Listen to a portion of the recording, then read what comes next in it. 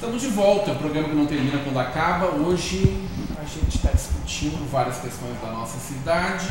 O Leonardo queria fazer um breve destaque a respeito da votação na Câmara Municipal, a questão da redução de impostos. Eu quero mandar um abraço para o meu amigo Ricardinho, que está lá no bairro São Jorge, divisa com Canudos ali, nos assistindo e gostando do programa.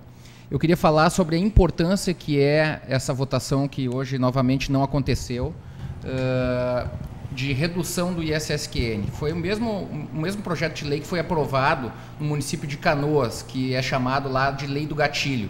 Então, a proposta dos 4 vereadores que assinaram, o Issuro, o Vládio, o Fernandinho e o enfermeiro Vilmar, é reduzir a alíquota para alguns produtos e a alíquota geral do imposto de 3 para 2,75. Em aumentando a arrecadação no ano seguinte, ela reduz mais 0,25. Em diminuindo, ela vai aumentar novamente para 3%. Então, ela tem essa oscilação para o orçamento e as finanças do município. E dentro da lógica desenvolvimentista, que é aquela que a prefeita Fátima sempre defendeu, porque eu me lembro que o Tarcísio e os vereadores da base do governo dele, lá em 2010, votaram a favor desse aumento, mas sempre defenderam e foram coerentes, porque defenderam que deveria aumentar o imposto, que ia onerar menos as empresas, porque precisava da arrecadação para devolver em serviço. A Fátima mandou a gente para a Câmara para dizer que a CI era contra qualquer tipo de aumento de imposto e que, se pudesse, ela estaria lá para apoiar pessoalmente aquela votação, contrariamente. Pois agora,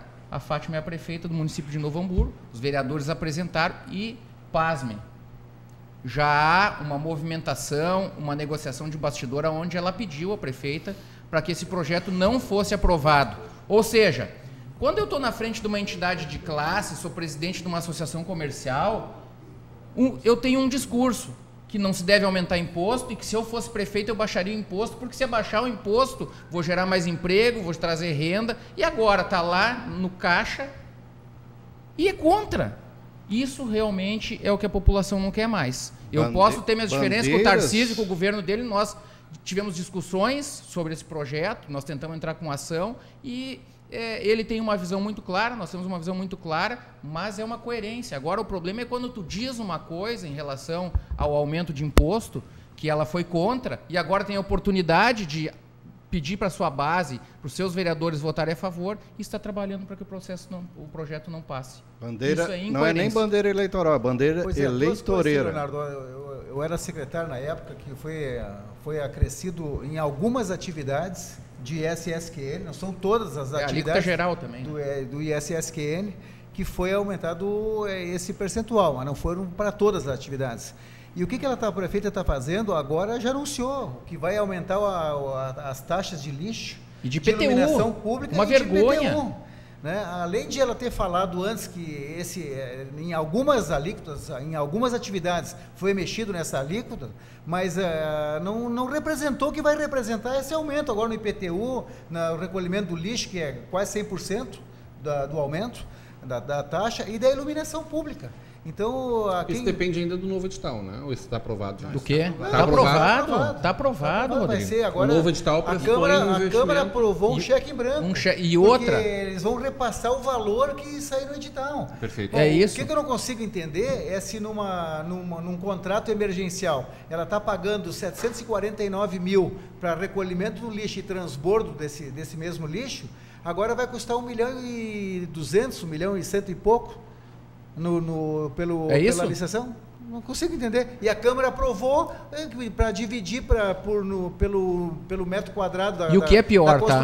O que eu acho mais, assim, eu acho escandaloso, e não se trata de um projeto que passou na Câmara de Vereadores, mas o simples fato dela mandar um grupo, eu acho que até de estagiários, de conveniados com a Universidade Fevale, para que vão para as casas, nas vilas, fazerem abre parênteses não, aspas, vai fazer um recadastramento no bairro das casas. O que eles vão fazer? Vão chegar lá numa casa que tem 3 casas dentro de um terreno, e lá eles pagam imposto sobre uma casinha, eles vão cobrar das outras 2 casinhas, vão fazer um recadastramento para poder cobrar o imposto, principalmente nas vilas. Eu disse, olha, se tivesse o mínimo de decência e cara de pau, ia começar fazendo essa mudança na planta tributária de Novo Hamburgo, na Maurício Cardoso.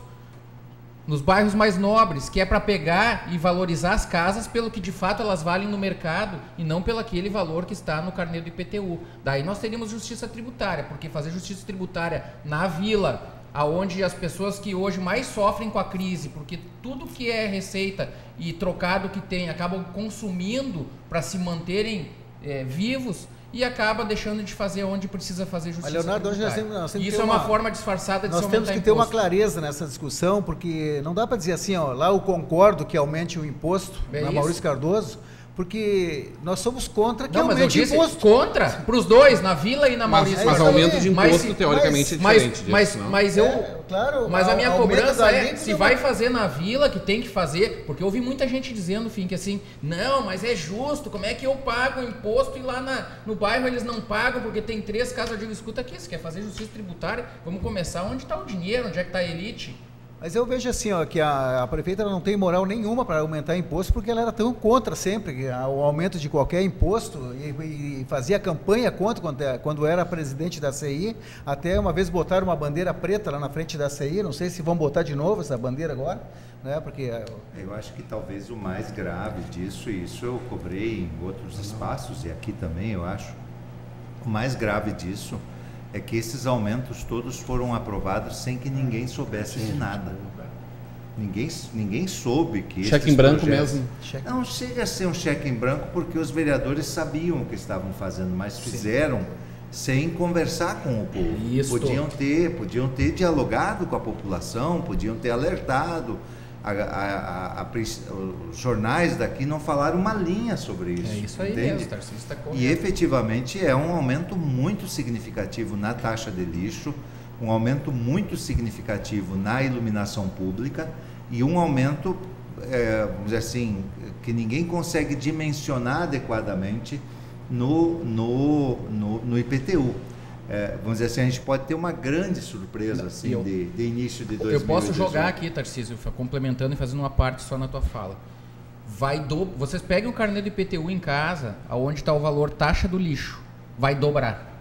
Sim, vai dobrar. Porque ali vai entrar o novo valor do lixo e vai entrar também o sistema de limpeza pública de varrição que não era repassado no custo. Também vai para dentro. Alex, recorta isso e vamos depois, em janeiro, quando vier o carnê, vamos recuperar isso. Mas eu acho que isso é importante verificar. Ao que nós estamos falando. É importante verificar. Mas para quem se utilizou, não só desse expediente, na época da campanha para se eleger, ontem ou hoje, também na rede social, a prefeita, num debate com uma pessoa da sociedade, a qual cobrou dela por que não a aproximação e não a divisão do Conceplo de Novo Hamburgo para aprimorar a segurança pública e tal. Ela colocou que o Conceplo está tendo vários questionamentos, que as entidades públicas estão se retirando do Conceplo. Eu fui obrigado a responder de que, engraçado, que eu que faço parte, sou membro do Conselho. Voluntário. Voluntário, não venho sentar, pelo contrário, eu boto do meu bolso no Conselho.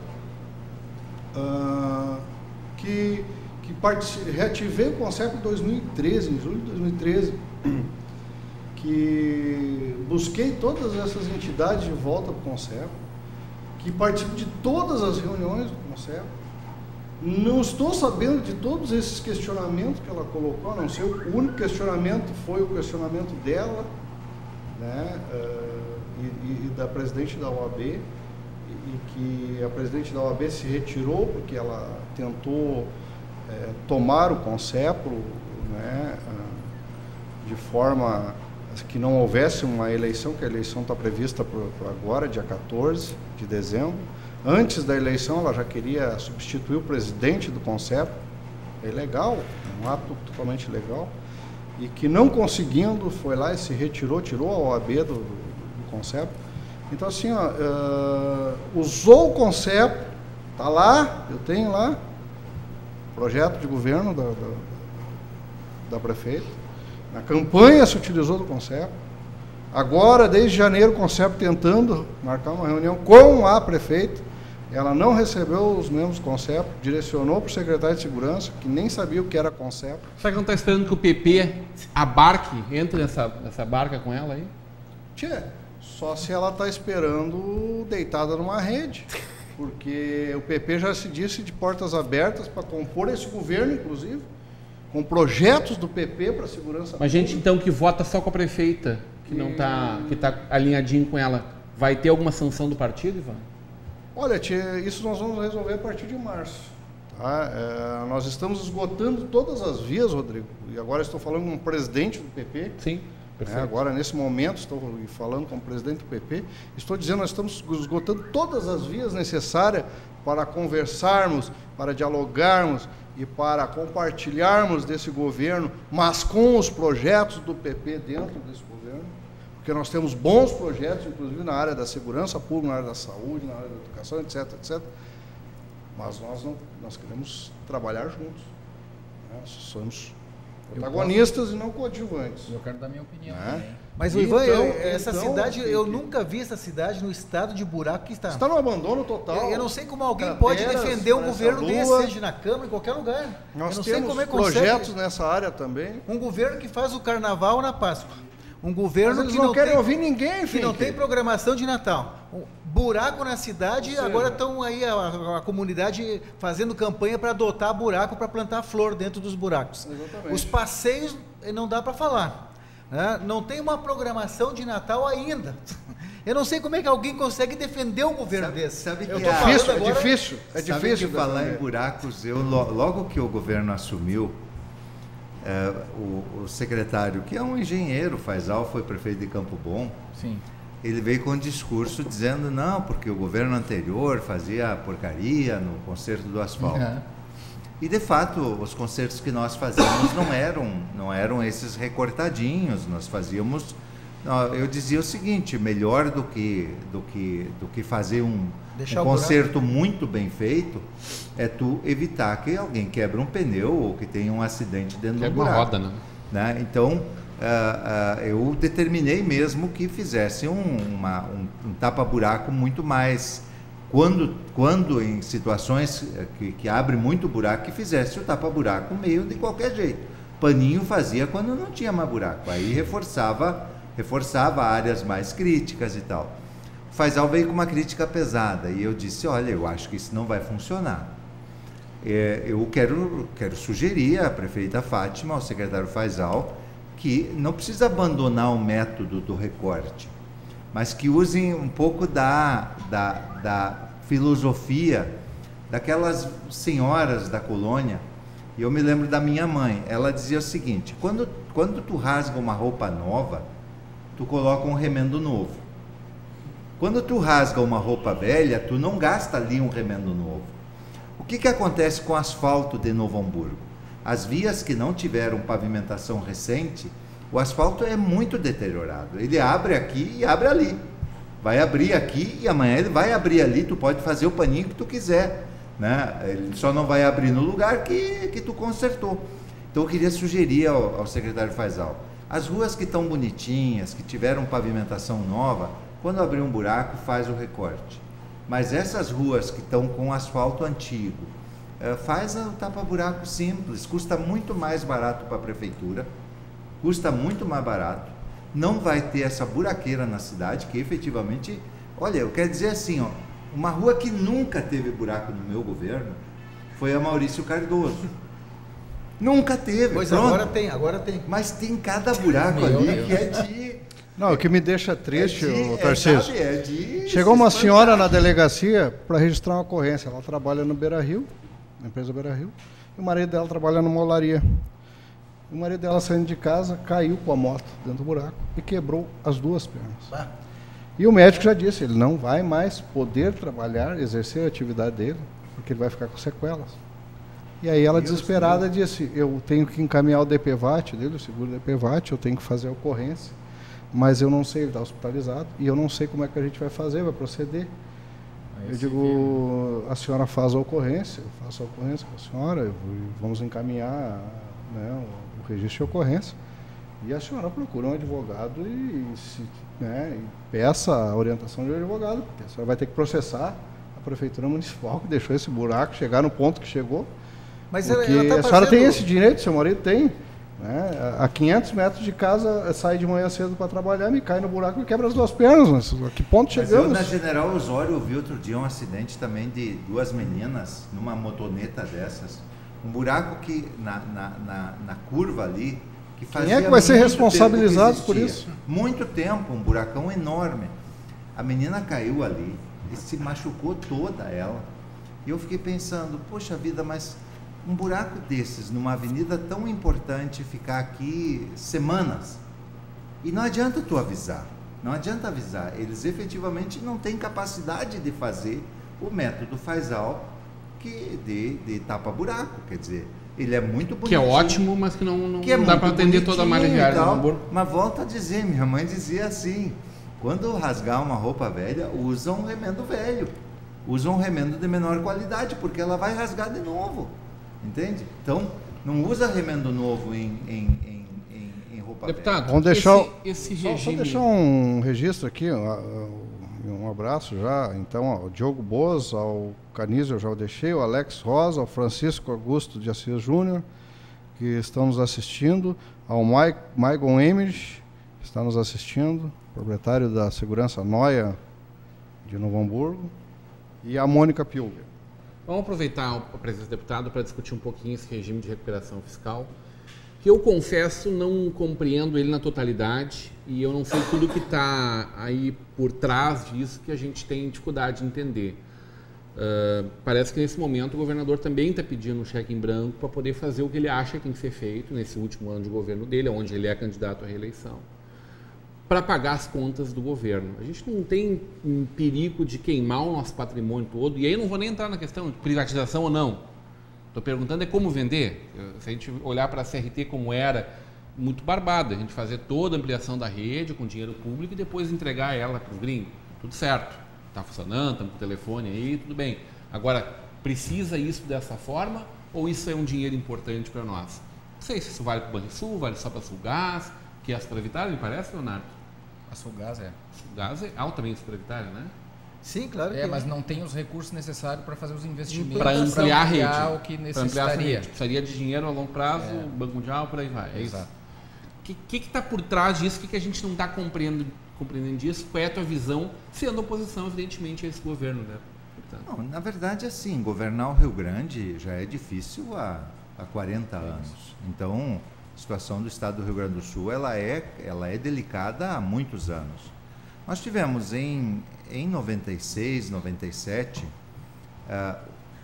um processo de renegociação das dívidas do estado do Rio Grande do Sul, no tempo do governo Brito, que foi apresentado como sendo a solução para a crise financeira do Rio Grande do Sul.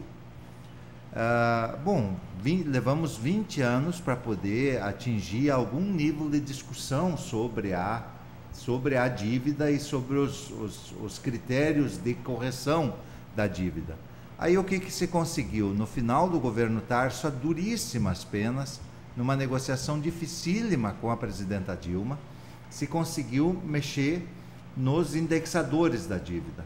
Aquilo que era Selic mais 6%, passou a ser, a Selic é a taxa de juros que o governo fixa, passou a ser o IPCA mais 4%. Isso efetivamente abateu do estoque final da dívida algo como 19, 20 bilhões de reais, do estoque projetado para o fim. Isso é uma dívida monstruosa. Bom, mas a dívida continua atormentando o Rio Grande do Sul. O que o governador Sartori, o que o governo federal propôs? Eles propuseram esse regime de recuperação fiscal, que basicamente é o seguinte, é bem importante para entender. O governo federal, ele concede uma moratória, não é perdão, é uma moratória na dívida, no pagamento das dívidas dos estados, por 3 ou 6 anos, mediante um conjunto de contrapartidas. Então, vamos lá, que contrapartidas são essas? Uma contrapartida é a privatização de determinadas empresas, né? Isso é um leque em aberto na negociação, mas tu tem que colocar empresas como garantia. Segundo, tu não pode conceder durante os anos de vigência do regime nenhum percentual de recomposição salarial. Nenhum percentual de recomposição salarial. Nem aumentos, nem vantagens, nem progressões, nada. Bom, tu imagina que, à exceção da segurança pública, todos os servidores do Rio Grande do Sul estão há 3 anos sem reajuste, ano que vem também não terão. E se o Rio Grande aderir, obviamente não vai ser por 3, vai ser por 6. E nós teremos 10 anos sem nenhum reajuste salarial, sem nenhuma reposição salarial para os servidores. Então esse é o terceiro ponto. Tu só pode nomear novos servidores para substituir aqueles que saíram. Então esse déficit que nós temos hoje na segurança pública, ele não será reposto durante 6 anos da vigência do regime. Quarto ponto, tu não pode conceder nenhum benefício fiscal novo. E tu tem que reduzir a cada ano de vigência do regime 10% dos benefícios fiscais existentes. A gente até pode criticar benefício fiscal, mas como é que faz num país como o Brasil, em que a guerra fiscal é a regra, para atrair empresas? Rigorosamente falando, o Rio Grande do Sul fica fora do circuito de investidores. Por quê? Porque Santa Catarina vai dizer para o cara, não, eu te dou benefício, eu vou te isentar de ICMS por não sei quanto tempo, vem para cá. Né? E o Rio Grande do Sul vai dizer, não, eu não posso te dar, e mais do que isso, eu tenho que tirar 10% dos benefícios que eu já dei, né? Cada ano. Então, no final de 10 anos. Um cálculo simples assim vai ser que no final de 6 anos, 70% dos benefícios fiscais do Estado do Rio Grande do Sul, porque é 10 mais 10 mais 10, mas não é 10 mais 10, é 10 sobre 10. Né? 10 sobre 10 já dá 11. 20 sobre, né? 10 sobre 20 já 22. Entende? Então tu vai tendo uma progressão, em 6 anos tu vai ter 70. Como é que as indústrias ficarão aqui? Quem é que vai ficar aqui? Bom, esses são, e ainda tem vários outros pontos, é impossível descrever todos eles. Bom, mas de qualquer forma, o que aconteceu no final da semana passada, quarta-feira da semana passada, na verdade, quarta de noite, a Secretaria do Tesouro Nacional, que é um órgão do Estado brasileiro, não é do governo, ela disse que o Rio Grande do Sul não se enquadrava nos critérios de adesão para o regime de recuperação fiscal. E aí é um outro patamar grande. Basicamente, o principal critério é esse. O Estado, para aderir, ele tem que gastar, com o pagamento de pessoal e pagamento da dívida, ele tem que gastar 70% da sua receita corrente líquida. O que aconteceu foi que a Secretaria do Tesouro Nacional chegou a uma conclusão de que o Rio Grande do Sul gasta com isso 57,98%. Né? Sobram, portanto, 42% em tese da sua receita corrente líquida para pagar outras contas. Isso, de alguma forma, confirma aquilo que nós dizíamos. É difícil governar, mas o Sartori está, vamos dizer assim, parcelando os salários porque quer. E tem um dado bem curioso, assim, porque o Rio Grande do Sul, ele saca descoberto, desde o governo Colares, ele saca dinheiro a descoberto do Caixa Único do Estado. Tem um dinheiro, por exemplo, para tal coisa, né, mas ele não é vinculado, obrigatório, o Estado vai lá e pega o dinheiro e aplica numa despesa do dia. E fica ali um crédito para aquela conta, e se um dia precisar do dinheiro, o Estado tem que colocar. Então o Estado tem aquilo que se chama de operação do Caixa Único. No Caixa Único, em dezembro de 2016, Ivan, tinha 3 bilhões e 90 milhões no Caixa Único disponíveis. Portanto, não foi pago no final de 2016 o 13º e o salário em dia, porque o Sartori não quis. Ele podia ter sacado esses 3 bi e pago os salários em dia. Claro que dói fazer isso, mas tinha 3 bi em recursos não vinculados. Isso não é dinheiro da saúde ou da educação. Isso é dinheiro solto, assim, que é de uma conta disso, um fundo daquilo, etc. e tal. Bom, basicamente, o que a gente tem dito, e agora eu concluo aqui, porque é uma longa, já é quase uma palestra, na verdade, o que vai acontecer se o Rio Grande aderir, além de todos esses ônus que ele terá, A dívida, que hoje é de 58 bilhões, ela em 3 anos cresce 16 bilhões em juros, só com o incremento de juros. Em 6 anos, ela cresce 32 bilhões. Então, é fácil fazer a conta. 58, né, mais 16 ou mais 32. Vai ser os 32. Nós estamos falando aqui que a dívida, no final do período de regime, de adesão ao regime, será de 90 bilhões de reais. Isso é quase impagável. Não, não é quase. Mas não é só isso. É que o governo Sartori está eu digo quase, depende da arrecadação que nós vamos ter no futuro também. Na verdade, é impossível de pagar, porque só de juros, isso aqui vai comprometer uns 400 milhões por mês. Só de juros. Isso aqui, esse valor de 90 bi. Mas o Sartori ainda quer embutir no plano mais um financiamento de 9 bilhões. Então, nós teríamos uma dívida... para ele poder trabalhar um ano. Exatamente. Nós teríamos uma dívida no final dessa história de 99 bilhões. Não teríamos mais a CE, não teríamos mais as empresas públicas e teríamos uma saúde, uma educação esgualepada, uma segurança esgualepada e uma dívida monstruosa para pagar, mas que estaria, e aí o Leonardo entende bem isso, estaria novada. O que é novar uma dívida? É tu renovar uma dívida velha. Uma dívida velha... Inovação. É uma novação de dívida. O Rio Grande levou 20 anos para... Eu confesso ela e eu prolongo ela mais um pouco. Só que daí tu fica com muito menos chance e não de tu sei negociar no curto prazo. Sim. Porque tu novou ela. O Rio Grande levou 20 anos para poder negociar a dívida com o governo federal. Sobrou 3 minutos aqui para fazer a defesa do governo. Né? Então eu não fiz ataque ao governo. Eu fiz uma explicação aqui do que é o regime. E eu vi, mas é vamos dizer assim, nós estamos diante da escolha de Sofia, né?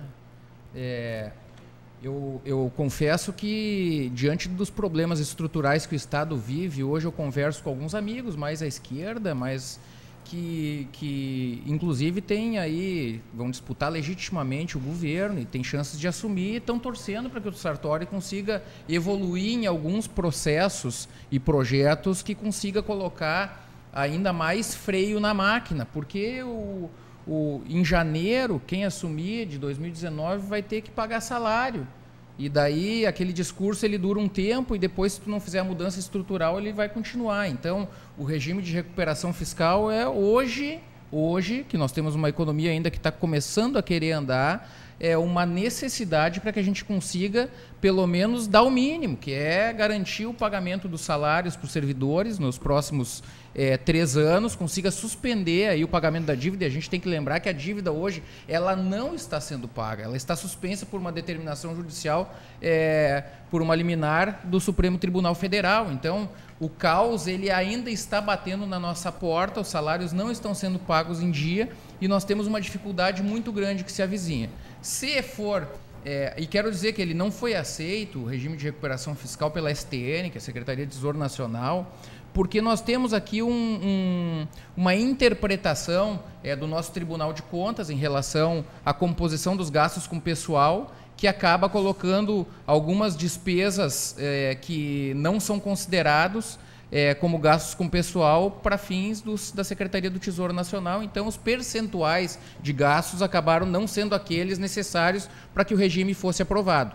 Então, o governo hoje voltou a dialogar com o governo federal para fazer esses esclarecimentos, levar os relatórios do tribunal para garantir. Eu acredito aqui que esse diálogo fugiu da lógica da técnica. Não adianta a gente querer botar economistas para explicar, porque ele é um diálogo político. Quando tu fala, de um lado, que o governo tem que cuidar de saúde, segurança e educação, porque nem isso consegue gerir, nem pagar as suas despesas em relação a isso, e de outro, se continua dizendo, olha, a energia é algo estratégico, a gente tem que manter o controle, a água é estratégica, tem que manter o controle, e também as outras empresas públicas, como fundações, a Zoobotânica e pesquisa, tem que manter o controle. Nós temos aqui ideologias diferentes, com modelos diferentes de Estado, e isso é legítimo. Só que, estruturalmente falando, A partir de 2019, nós não temos mais os 5% de ICMS que foram acrescidos na alíquota da telefonia e da energia elétrica. Nós não temos aquela majoração de 1% na alíquota geral do ICMS, que é outra condição que o deputado Tarcísio não mencionou, mas também é uma condição de manter esses impostos majorados em 5% e 1% para garantir o caixa. Independente do governador. Vamos lá, o Jairo Jorge ganha a eleição, o PT ganha a eleição, o PSDB, o PMDB se reelege. Quem for o governador, para ter o mínimo de condição de manter a máquina... A dívida de 100 bilhões é impagável? Hoje ela não está em 100 bilhões e ela é impagável. E ela é feita... Eu quero saber como faz para a gente construir um crédito desse. Assim, mas aqui nós estamos mexendo... O cara paga para mim, paga, nunca termina de pagar e só cresce o valor que ele tem que pagar. Quando a gente está devendo para banco é mais ou menos assim, né? Não, mas eu quero saber como é que eu inverto a ordem. A gente inverte a ordem. O que não dá para entender, a dívida pública interna é um dos papéis mais seguros. Tu mexe em todo o sistema financeiro. Por quê? Porque o governo brasileiro deu dinheiro para Cuba construir o Porto de Mariel, deu dinheiro para construir estradas na Venezuela, e aí quando empresta para os entes federados, que são os estados que geram o imposto, ele cobra juros abusivos. Isso está errado. Mas assim, ó. Literalmente deu dinheiro, né? Leonardo, não emprestou. Vamos fazer o seguinte, então. O Temer não está dando esse dinheiro para Cuba. Está errado. Por que ele não dá, então, para o Rio Grande? Está errado. Tá, por que ele não dá? Então... Ele está usando o mesmo método que a Dilma e o Lula usaram lá atrás. Primeiro que são valores completamente diferentes. Quer dizer, uma coisa é 1 bilhão de um financiamento, outra coisa são 58 bilhões. Né? São valores completamente diferentes. Mas eu acho que a alternativa aqui é, vamos dizer assim, nós estamos frente a um presidente da República fraco. Ele tem 3, 4% de apoio no... Como é que ele tem tudo isso? Eu me pergunto. 3, 4% de apoio na população. Nós conseguimos uma liminar do Supremo para não pagar a dívida. Nós conseguimos uma sentença do Supremo obrigando o governo federal a repactuar a Lei Candir. Eu acho que esse é o caminho. É a Lei Candir, é a repactuação da dívida num outro patamar. Eu acho que nós temos possibilidade de fazer isso. O que nós não podemos é destruir o futuro do Rio Grande. Quer dizer, daqui a 6 anos nós vamos ter uma crise talvez muito pior do que esta. Mas também podemos ter esta daqui a 3 anos. Por quê? Porque o governo não está pagando a dívida, não paga salário. E nós estamos só falando de que ele não vai pagar a dívida. Tudo bem. A gente tem que retomar esse assunto fatalmente em outro momento, porque o nosso horário já era.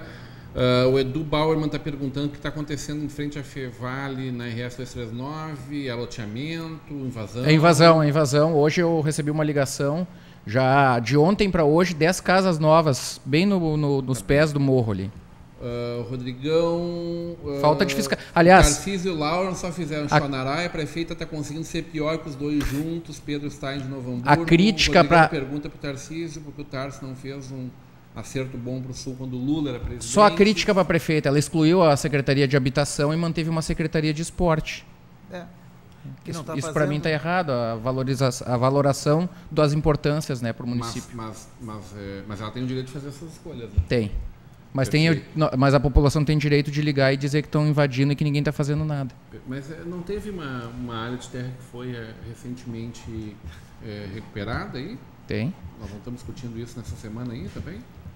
Mônica Pilger, que norteia a política até agora do Brasil nos últimos anos, o marketing, critica enquanto candidato e faz o mínimo quando eleito. Não é mérito só da atual administração, como foi nos últimos anos. Faxina na política urgente no país inteiro. Tomara que encontremos novos nomes e jovens que representem melhor os anseios do cidadão. Também acho, Mônica, na verdade, tem um prefeito bem jovem. Porto Alegre tem um prefeito bem jovem, a cidade de idade não é jovem de idade, ideias novas talvez, né? Abraço para Francisco Augusto Assis Júnior, Boa Ivan, Alex Rosa, Renato Hack, obrigado pela audiência de vocês. Correndo até o ponto final, Ivan. O ponto final, rapidinho, deixar meu ponto final em homenagem aos policiais que hoje trabalharam nessa operação do Banco Santander, no centro de Novo Hamburgo, policiais militares, guardas municipais, policiais civis e principalmente aos seguranças patrimoniais que nos ajudaram e que fortaleceram as informações nos grupos de segurança, que ajudaram a prender esse indivíduo vagabundo, sem vergonha, que devia estar atrás das grades, e que a esquerda diz que é mais uma vítima da sociedade.